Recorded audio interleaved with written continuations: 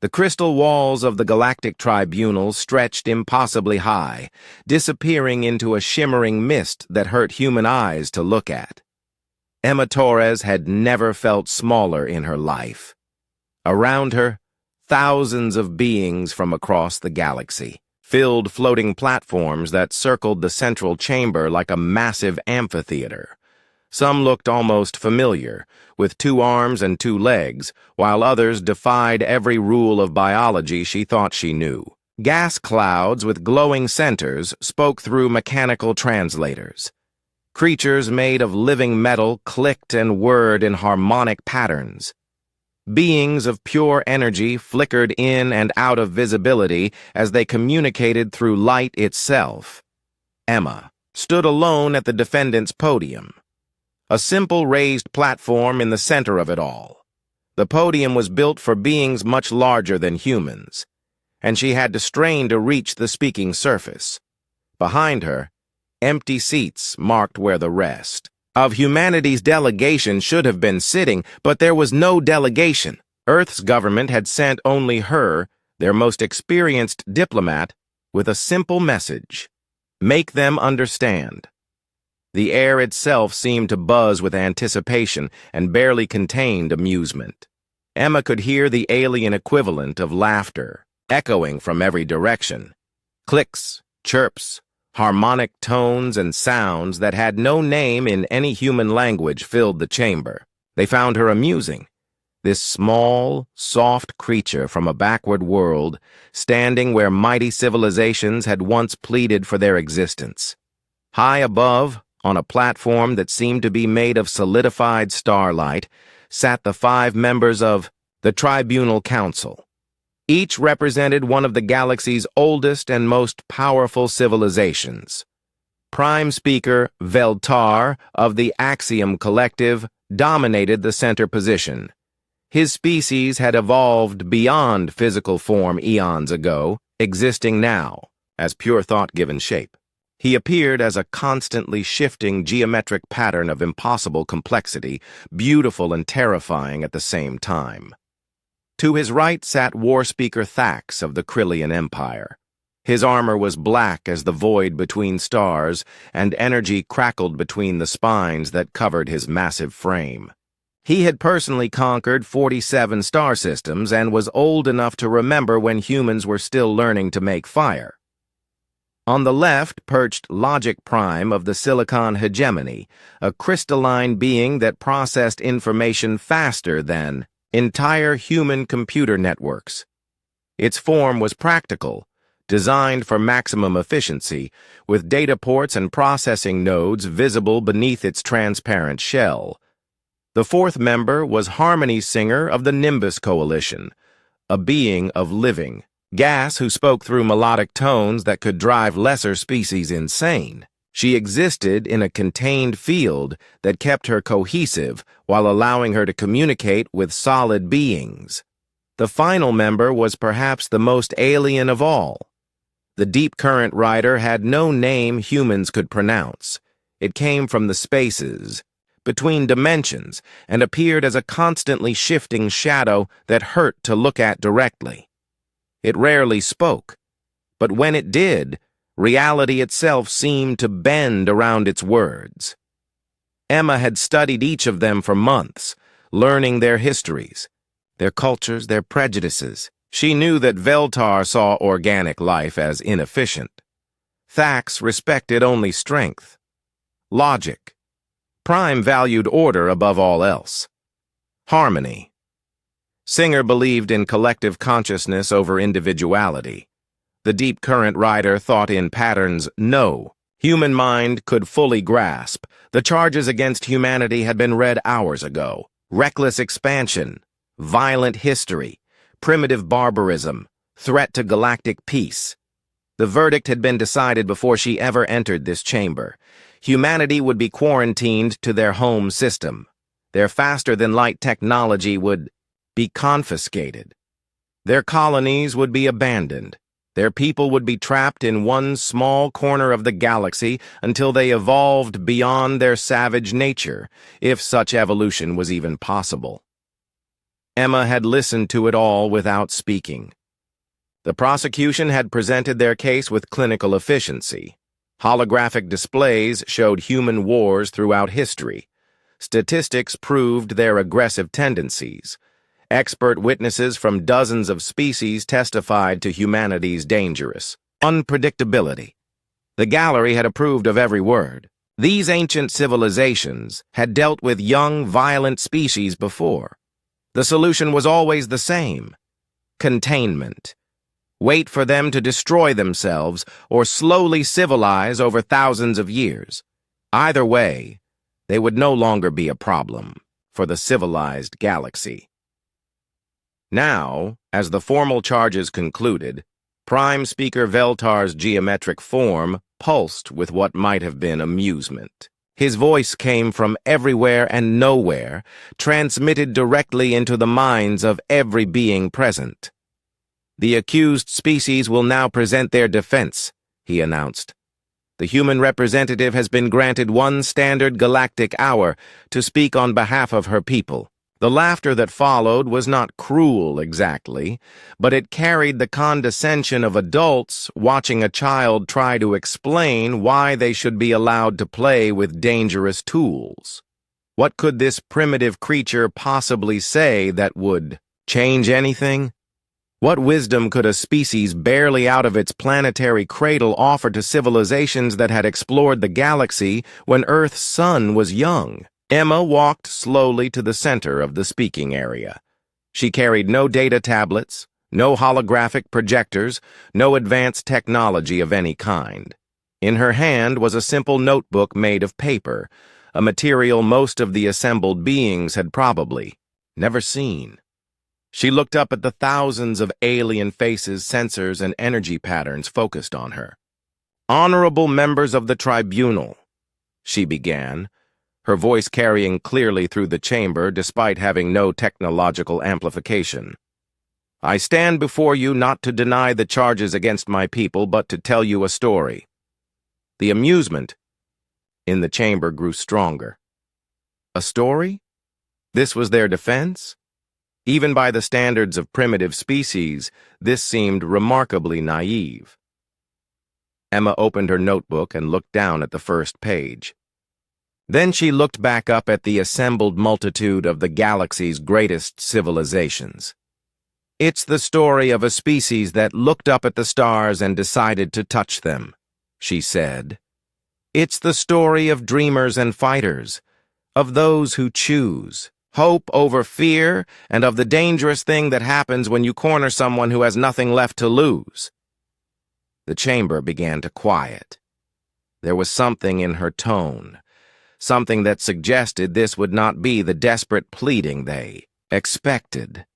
"But first," Emma continued, "let me tell you about the day humanity learned what the galaxy really thought of courage." War Speaker Thax rose from his position on the Tribunal Council like a mountain of black metal coming to life. His armor clinked and sparked as he moved, each piece forged from the hulls of ships he had personally destroyed in battle. When he spoke, his voice carried the weight of 1,000 victories and the authority of someone who had never known defeat. "Observe," he said, and the air above the chamber shimmered. Holographic images materialized in stunning detail, filling the vast space with scenes from human history. Ancient battlefields stretched across the projection, showing warriors with primitive weapons clashing in desperate combat. The images moved forward in time, showing the evolution of human warfare. Bronze swords gave way to iron. Arrows became bullets. Cannons grew into weapons that could level cities. The assembled aliens watched with a mixture of fascination and disgust. Here was a species that had turned violence into an art form. The projections showed humans fighting each other over territory, resources, ideology, religion. They fought in forests and deserts, on oceans and in the sky. They built weapons of incredible sophistication for the sole purpose of killing their own kind more efficiently. 2 great wars consumed their entire planet within a single generation. Thax continued, his voice growing stronger with each word. In their second global conflict, they created weapons capable of destroying entire cities in moments. And did they stop there? Did they recognize the horror of what they had built? The holographic display shifted to show mushroom clouds rising over devastated cities. The aliens in the gallery made sounds of distress and revulsion. Even species that had conquered worlds found something deeply disturbing about the casual way humans had unleashed such destruction on themselves. They built more, Thax said with grim satisfaction. Thousands more, enough to turn their entire world into radioactive dust. They pointed these weapons at each other for decades, living always on the edge of extinction, and they called it peace. Logic Prime's crystalline form brightened as it processed data at incredible speed. Numbers and calculations flowed across its transparent surface like living tattoos. When it spoke, its voice was precise and emotionless, each word calculated for maximum impact. Statistical analysis confirms the Krillian assessment, Logic Prime announced. Human history shows 14,531 recorded wars over the past 5,000 years. That is an average of 2.9 conflicts per year. Their rate of intraspecies violence is 347% higher than the galactic average for developing civilizations. The numbers continued to flow across Logic Prime's form, each statistic building a damning case against humanity. Population displacement, resource consumption, environmental destruction, genocide, slavery. The data painted a picture of a species that consumed everything in its path, including itself. Probability calculations indicate a 97.3% chance that humans will engage in large-scale warfare within 50 years of achieving faster-than-light travel. Logic Prime continued. Probability of attempted conquest of neighboring systems, 89.7%. Probability of extinction event caused by internal conflict, 76.2%. Harmony Singer's melodic voice joined the prosecution, her tones creating complex harmonies that spoke directly to the emotional centers of every being present. Her words carried the weight of collective consciousness, the wisdom of a species that had achieved perfect unity. Listen to their voices, she sang, and suddenly the chamber filled with sounds. From Earth, human voices raised in anger, in hatred, in fear. Political rallies where crowds chanted for war. Military commanders ordering attacks on civilian targets. The screams of the wounded and dying in conflicts that served no purpose beyond destruction. They fragment, Harmony Singer continued, her voice weaving through the cacophony of human discord. Where unity brings strength, they choose division. Where cooperation creates peace, they select competition. They worship individuality over collective good, leading inevitably to chaos and conflict. The deep current rider stirred, its shadow form rippling with patterns that existed in dimensions beyond normal space. When it spoke, reality itself seemed to bend around its words, and every being in the chamber felt a chill that went deeper, then physical cold. "We have observed this pattern before," it said, its voice coming from directions that shouldn't exist. Species that spread through violence eventually consume all they touch. They are a cancer in the galactic body, growing without purpose until they destroy their host. The projections changed again, showing human expansion into space. The first tentative steps beyond Earth's atmosphere looked innocent enough, but the aliens saw the pattern. Human colonies spread aggressively, consuming resources, transforming entire worlds to suit their needs. They showed no respect for existing ecosystems, no consideration for other forms of life. "They call it terraforming," Thax said with contempt. "The arrogance of reshaping entire worlds to match their preferences. They destroy unique biospheres that took millions of years to develop, replacing them with copies of their own dying planet." Logic Prime, projected new data. 17 worlds have been significantly altered by human colonization in the past century. Indigenous life forms on 12 of these worlds have been driven to extinction. Environmental damage on all affected planets exceeds acceptable parameters by factors ranging from 200% to 1,400%. The prosecution's case continued for 3 hours, each accusation more damning than the last. They spoke of humanity's short lifespan, calling it proof of their impulsive nature. They analyzed human diversity, claiming it proved their inability to achieve unity. They dissected human emotions, declaring them evidence of mental instability that made the species unsuitable for galactic civilization. Representatives from dozens of species took turns adding their voices to the condemnation. The gas giant dwellers of the Outer Rim spoke of humanity's toxic aggression.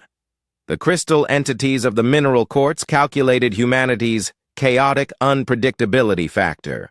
Even the peaceful garden worlds of the inner sphere, known for their pacifist philosophy, declared humans fundamentally incompatible with civilized existence. Each species shared their own encounters with humanity.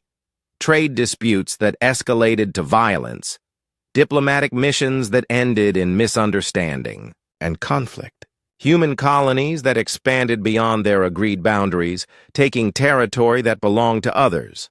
They are driven by biological imperatives that override logical decision-making, testified the representative of the Hive Minds Coalition.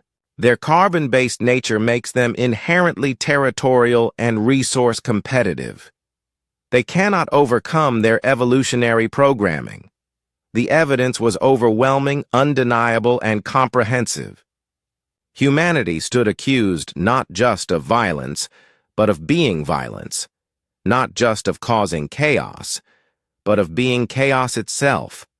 They were a threat to everything the galaxy had spent millions of years building. As the prosecution reached its conclusion, Prime Speaker Veltar's geometric form pulsed with satisfaction. The case was clear. The verdict was justified. Humanity would be contained, their expansion stopped, their influence on galactic civilization minimized until they could prove they had evolved beyond their savage nature. The evidence speaks for itself, Veltar announced to the chamber. The human species represents a clear and present danger to galactic peace and stability. The recommended quarantine procedures will remain in effect indefinitely. The chamber erupted in approving sounds from thousands of species. Finally, the galaxy would be safe from the human threat. Finally, civilization could continue its orderly progress without interference from these violent primitives.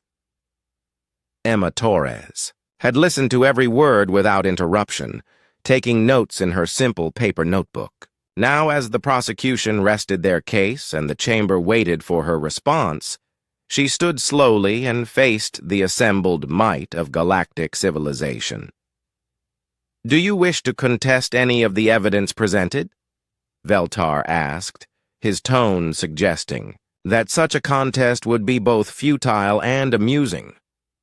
Emma looked up at the thousands of alien beings surrounding her. She closed her notebook and placed it on the podium in front of her. "No," she said simply. "I don't contest any of it. Every accusation you've made is true." The chamber fell silent. This was not the response they had expected. Silence fell across the galactic tribunal like a blanket of stars. Emma Torres stood at the podium, having just admitted to every charge against her species. The assembled aliens waited for what would surely come next. Desperate excuses, pleas for mercy, promises of reform that no one would believe. Instead, Emma opened her notebook to a fresh page and began to speak in a voice that carried clearly through the vast chamber. "Let me tell you about a girl named Amy Chen," she began.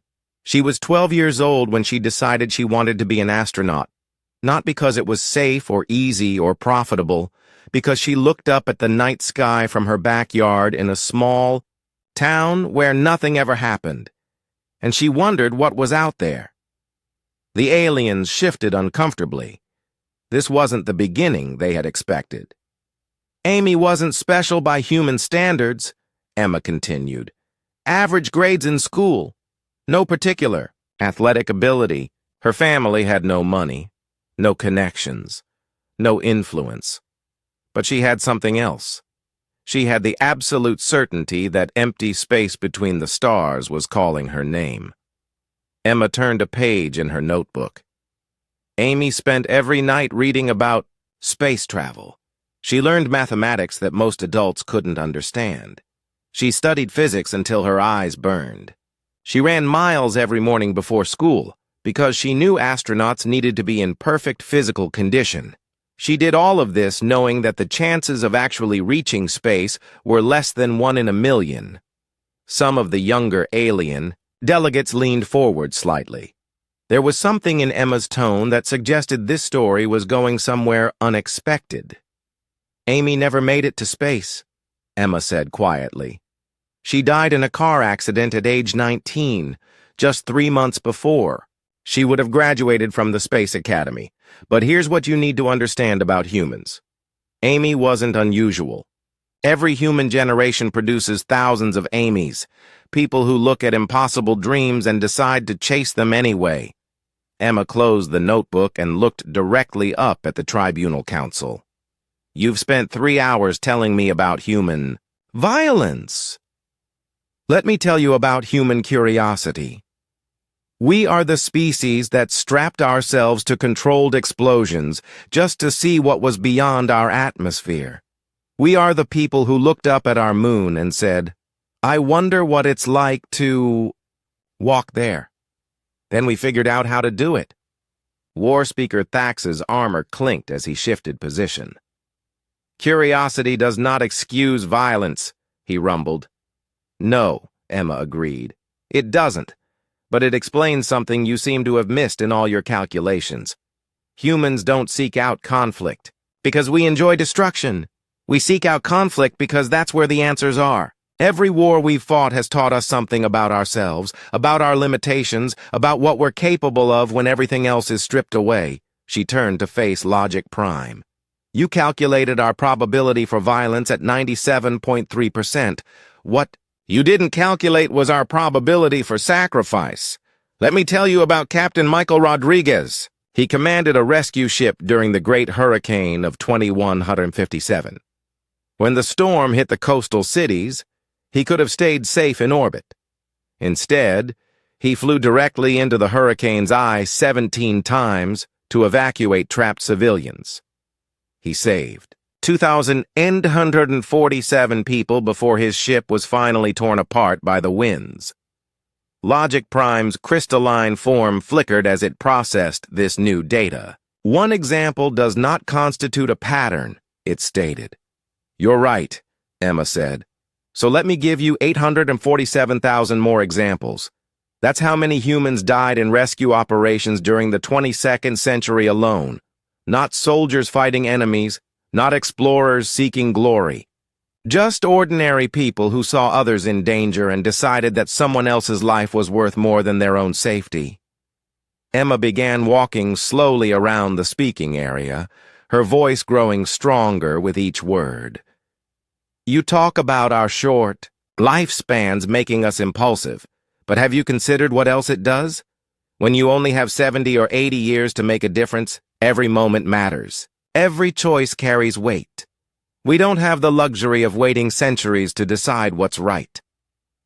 Harmony Singer's melodic voice rose in counterpoint. Your brevity leads to rash decisions, conflicts that could be avoided with patience.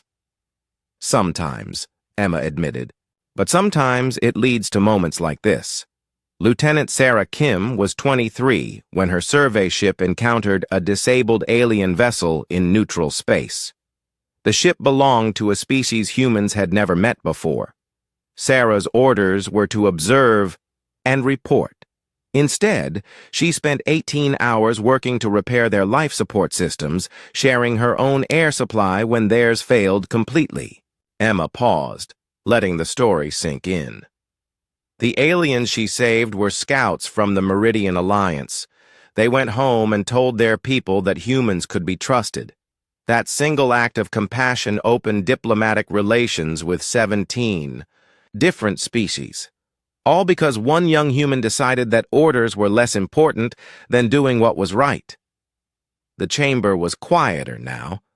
Some of the assembled beings were beginning to listen instead of simply waiting for their turn to condemn. Emma turned to address Harmony Singer directly. You say we fragment instead of unifying. You see our diversity as weakness. But let me ask you something. How many different art forms does your perfect collective consciousness produce? Harmony Singer's tones shifted to something like confusion. Art serves no survival function. We focus on efficiency. Exactly, Emma said. Human diversity isn't a bug in our programming. It's a feature. We have 7,000 different languages because we have 7,000 different ways of seeing the universe. We create art not because it helps us survive, but because it helps us live. Music that serves no purpose except to make people happy. Stories that exist only to share wonder. Paintings that capture moments of beauty that would otherwise be lost forever. She opened her notebook again. Miguel Santos was a musician from the slums of New Rio. He had every reason to be angry, violent, consumed with hatred for the system that kept him poor. Instead, he wrote songs, simple melodies that spoke about hope, about finding light in darkness. When the plague hit the outer colonies in 2203, Miguel's songs were broadcast on every emergency frequency. They kept people calm while the medical ships arrived. They gave courage to the rescue workers. They turned panic into determination. Emma looked around the chamber, meeting the gaze of as many beings as she could. Miguel died in that plague. He volunteered to help distribute medicine in the most dangerous areas, knowing he probably wouldn't survive. But his songs are still playing in human colonies across the galaxy, still giving people hope, still proving that one person with a dream can change everything. The Deep Current Rider's shadow form rippled with what might have been interest. You speak of individuals as though they matter more than the whole. I speak of individuals as though they are the whole, Emma replied. Every human achievement, every act of courage or compassion or creativity starts with one person deciding to be better than they have to be. We don't have a collective consciousness to guide us. We don't have perfect unity to protect us. All we have is the choice made fresh every day by every human alive to try to be worthy of the stars we're reaching for. Emma's voice rose to fill the chamber. You want to quarantine us because we're violent. You want to contain us because we're dangerous. But you're missing the most important thing about humanity. We're not violent because we enjoy it. We're violent because we've learned that sometimes violence is the only thing that stands between innocence and evil. We're not dangerous because we seek conflict. We're dangerous because we refuse to let others suffer when we have the power to help. She closed her notebook with a snap that echoed through the silent chamber. You've calculated our probability for war. Have you calculated our probability for justice? Have you measured our capacity for mercy? Have you considered what happens when the most violent species in the galaxy decides to point that violence at the real monsters? For the first time since the trial began, the chamber was completely silent. Emma Torres stood alone at the center of it all, small and human and unafraid, having just challenged the fundamental assumptions of galactic civilization. Prime Speaker Veltar's geometric form pulsed slowly as he processed this unexpected turn. This was not the desperate pleading they had anticipated. This was something else entirely. something that would require them to reconsider everything they thought they knew about the strange, violent, wonderful species called humanity. Emma Torres stood quietly for a long moment, letting her words settle over the chamber like dust after an explosion. The assembled beings of the Galactic Tribunal waited for her to continue her defense, perhaps to beg for mercy or make promises about humanity's future behavior. Instead, Emma opened her notebook to a section near the back, where different handwriting covered the pages in smaller, more cramped text. "I have 17 minutes left of my allotted time," she said, her voice taking on a harder edge. "Let me use them to tell you about something else. Something you've all been very careful not to mention during this trial." The chamber stirred uneasily. Several of the alien delegates exchanged what might have been nervous glances, though it was hard to tell with beings that communicated through color changes and harmonic frequencies. "Let me tell you about the Andromedan Purge," Emma said, and suddenly the temperature in the chamber seemed to drop several degrees. Prime Speaker Veltar's geometric form flickered with what might have been alarm. "That topic is not relevant to these proceedings." "Isn't it?" Emma asked, looking directly at him. 17 sentient species, completely exterminated. Not in war, not in self-defense, but because the Axiom Collective decided their expansion patterns were aggressive and their resource consumption was inefficient. Sound familiar? The gallery erupted in outraged sounds. How dare this primitive human bring up ancient history? How dare she speak of matters that had been officially sealed by the Galactic Council? Security drones began moving toward the speaking platform, but Veltar raised a portion of his form, signaling them to stop. "Those were different circumstances," he said, his mental voice carrying undertones of warning. "Those species were genuinely dangerous." "Were they?" Emma asked, turning a page in her notebook. "Because according to the records we've been able to access, their crime was developing faster than light travel independently instead of waiting for it to be granted by established powers. Their punishment was complete extinction. Every man, woman, and child of 17 different species wiped out of existence." Emma looked up at War Speaker Thax. "And you, mighty conqueror, tell me about the Krillian slave farms. How many billions of sentient beings are currently working in conditions that would make ancient human plantation owners weep with shame?" Thax's armor crackled with energy. "Those are prisoners of war, being rehabilitated through useful labor." "Rehabilitated?" Emma's voice carried a note of genuine amazement. "Is that what you call it when you take children from conquered worlds and work them to death in your processing plants? When you breed intelligence out of captured species so they'll be more docile workers? When you literally own other people's children and grandchildren for crimes their ancestors supposedly committed?" She turned to Logic Prime. "And the Silicon hegemony's casual genocide. 12 worlds stripped of all organic life to make room for server farms. How many billions of trees, animals, and yes, people were efficiently processed for the sake of your calculations?" Logic Prime's crystalline form dimmed. "Organic life is inefficient. Those worlds serve a greater purpose now." "A greater purpose," Emma repeated. "Let me read you something from one of the survivors we managed to evacuate." She flipped through her notebook. "This is from a child named Keela, age 7 when your machines arrived on her homeworld. She watched them dissolve her parents, her siblings, her pets, her entire village, turning them into raw materials for construction. She's 19 now, and she still wakes up screaming." The chamber had grown very quiet. This was not how these proceedings were supposed to go. The human was supposed to be defending her species, not attacking theirs. Emma's voice grew stronger, more confident.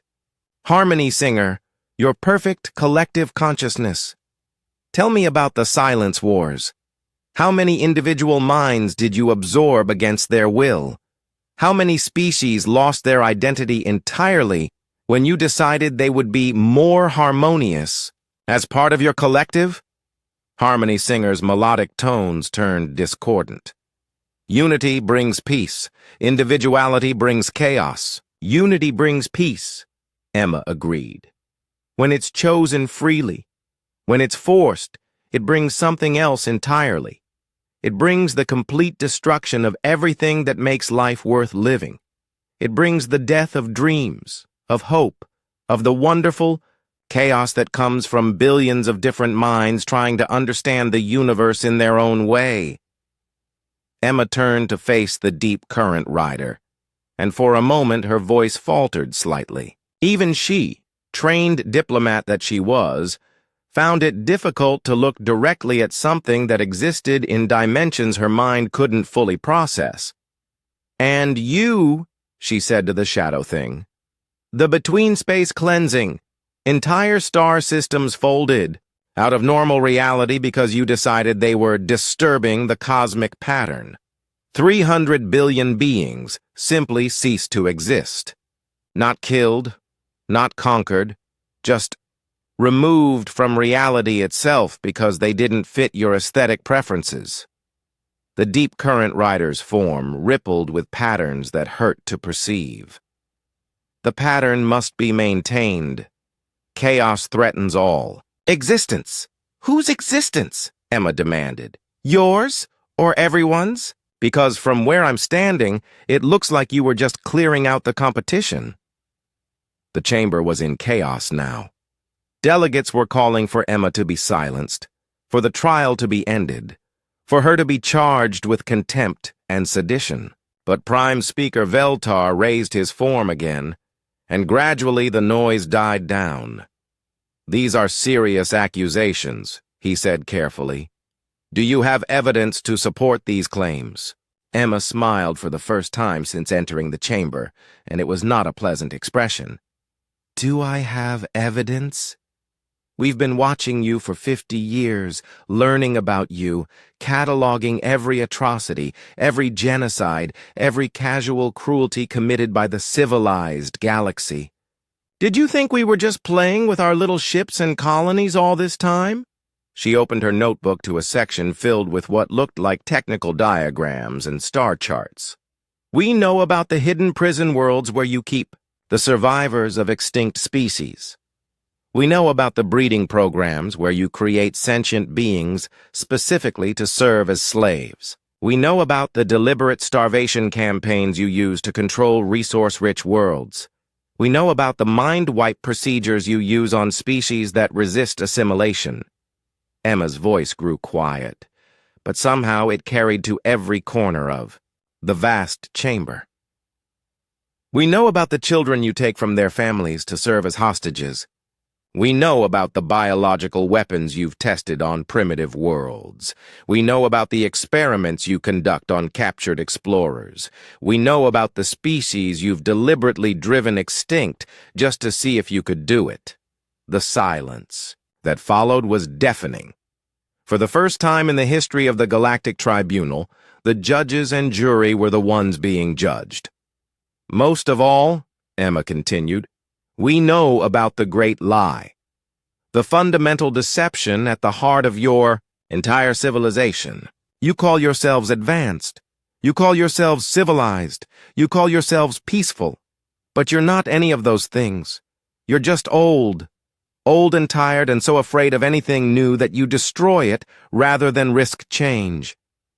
Emma closed her notebook and looked around the chamber at the thousands of beings who suddenly seemed much less impressive than they had an hour ago. "You want to quarantine humanity because we're violent and dangerous, because we threaten galactic peace.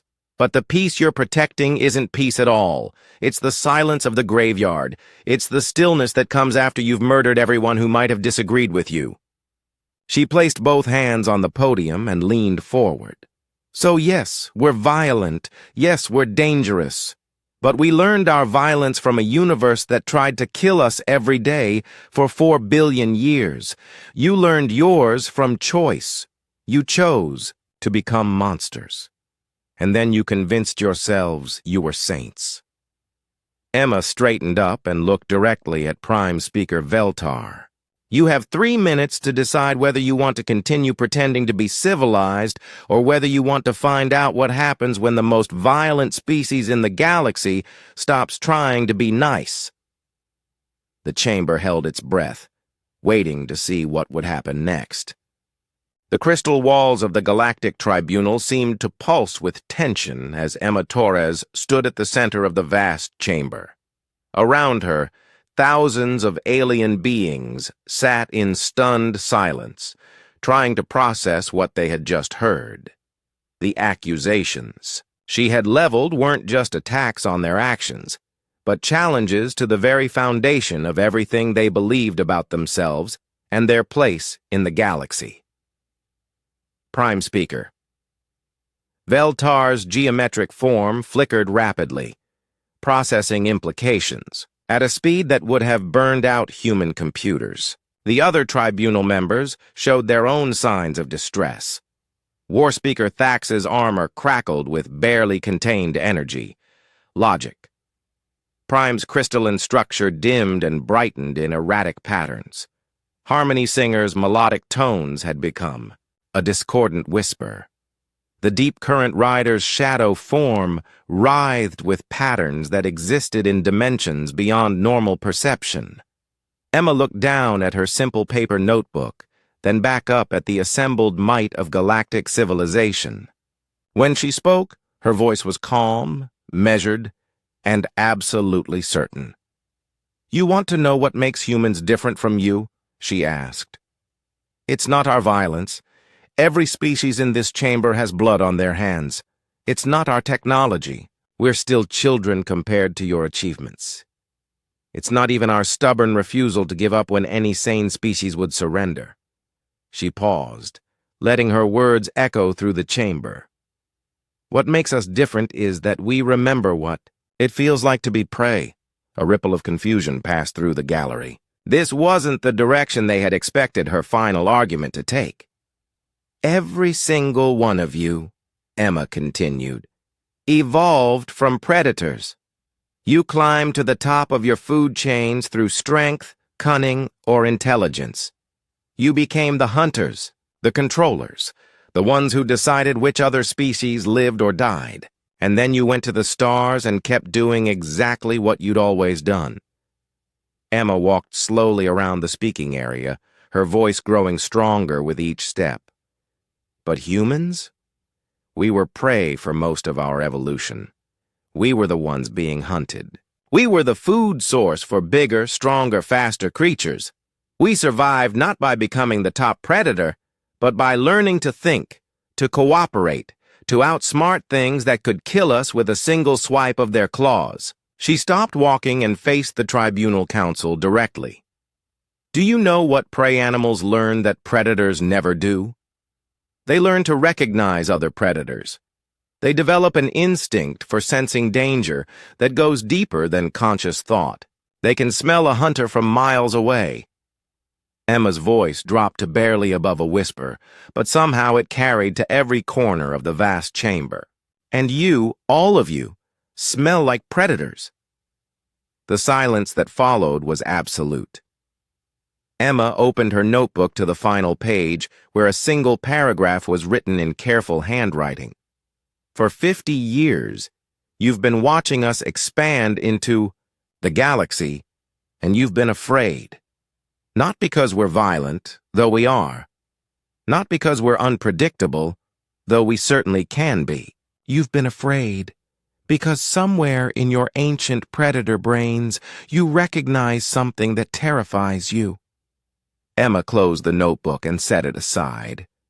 "You're afraid because you finally met a species that looks at your power, your technology, your vast civilizations built on the bones of extinct races, and we're not impressed.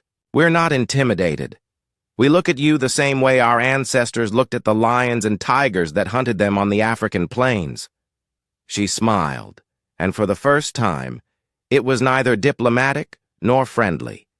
It was the smile of something that had been cornered and had decided to stop running. We see you as just another predator to be dealt with. War Speaker Thax's armor erupted in sparks as he rose from his seat. You dare threaten the assembled might of the galaxy? Threaten? Emma asked, her voice filled with genuine surprise. Oh, I'm not threatening anyone, I'm explaining. You see, there's something else you need to understand about humans. Something that your probability calculations and cultural assessments completely missed. She looked around the chamber, meeting the gaze of as many beings as she could. When humans are backed into a corner, when we're faced with extinction, when every peaceful option has been exhausted, we don't surrender. We don't negotiate. We don't compromise. We do something that terrifies predators more than anything else in the universe. Emma's voice grew quiet again, but the silence in the chamber was so complete that even the softest whisper would have been heard. We become predators, ourselves, and we become very, very good at it. She picked up her notebook and held it against her chest like a shield. You spent 3 hours telling me about human violence, about our wars and weapons and capacity for destruction. But you missed the most important part. Every single act of violence in human history, every war we've fought, every weapon we've built, was us fighting other humans, beings just as smart as us, just as adaptable, just as determined to survive. Emma's smile grew wider, and several of the alien delegates actually recoiled from the expression. We've had 4 billion years of practice fighting ourselves. Do you have any idea how good that's made us at fighting everyone else? Logic Prime's crystalline form brightened as it began processing new calculations. You are threatening military action against the combined forces of galactic civilization. The odds against human victory are mathematically absurd. Are they? Emma asked. Let me give you some new data for your calculations. Human fleet positions. She opened her notebook to a page covered with star charts. We have 347 ships currently positioned at strategic points throughout the galaxy. Not warships, officially. Exploration vessels, research platforms, trade ships, diplomatic transports. She looked directly at Logic Prime. Every single one of them is armed with weapons you've never seen before. Weapons we built specifically for fighting enemies with superior technology and overwhelming numbers. Weapons designed by a species that spent its entire existence finding ways to kill things bigger and stronger than themselves. The chamber erupted in chaos. Delegates demanded to know how humans had hidden a fleet of that size. Security protocols were activated. Emergency broadcasts began transmitting to military commanders across the galaxy. Emma waited for the noise to die down before continuing. But here's the really interesting part, she said conversationally. Those 347 ships? They're not our main fleet. They're just the ones we wanted you to find. The ones that are supposed to make you feel safe because you can see them coming. Prime Speaker Veltar's form pulsed rapidly. Impossible. Our sensors would have detected any significant human military presence. Your sensors, Emma agreed, which we've been studying for 50 years. Did you really think we'd spend half a century in the galaxy without learning how your technology works? Without figuring out how to hide from it? She closed her notebook with a sharp snap that echoed through the chamber like a gunshot. You want to quarantine humanity to our home system. You want to confiscate our faster-than-light technology. You want to abandon our colonies and leave our people stranded on distant worlds. You want to cage us until we evolve into something you find acceptable. Emma's voice grew harder with each word. Here's our counter-proposal. You're going to leave us alone. You're going to stop your genocides, your slave programs, your casual cruelties. You're going to start behaving like the civilized species you claim to be. And in return, we won't do to you what you've spent the last 1,000,000 years doing to everyone else. The silence that followed was broken by a soft chiming sound from the chamber's communication system. A holographic display materialized above the speaking platform, showing a message in clean, simple text. Ambassador Torres, this is Admiral Hayes. The fleet is ready, awaiting your word. Emma looked up at the message, then back at the thousands of alien beings surrounding her. When she spoke, her voice was calm, professional, and absolutely terrifying. You see, there's one more thing about humans that your cultural assessments missed. We're really good at making friends. Real friends, the kind who'll risk everything to help you when you're in trouble. She gestured to the holographic display. That's not just the human fleet out there, that's also ships from every species you've brutalized over the centuries. The survivors you thought you'd broken. The refugees you thought you'd scattered. The freedom fighters you thought you'd crushed. Emma's smile returned, bright and terrible. Turns out when you spend 50 years rescuing people from galactic concentration camps and offering them new homes and better lives, they remember that. They also remember who put them in those camps in the first place. She looked directly at Prime Speaker Veltar.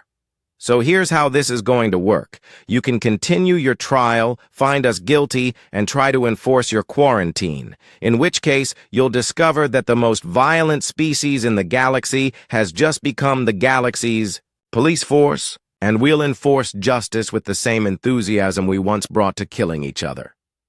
Emma paused, letting the implications sink in.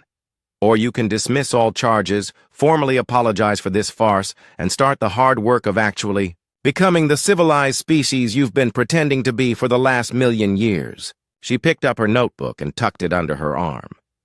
You have 10 minutes to decide. After that, Admiral Hayes stops waiting for orders and starts following his conscience instead. Emma Torres turned and walked calmly toward the exit, leaving behind a chamber full of the galaxy's most powerful beings, all of whom were suddenly very aware that the balance of power had just shifted in ways they never could have imagined. Behind her, the communication system chimed again with messages from across the galaxy. Not threats or demands, but something much more dangerous. Hope. The hope of billions of beings who had lived under the boot of galactic civilization for centuries, and who had finally found someone willing to fight back. The age of predators was ending. The age of justice was about to begin. And it was going to be written in a language that every species in the galaxy understood perfectly. Consequences.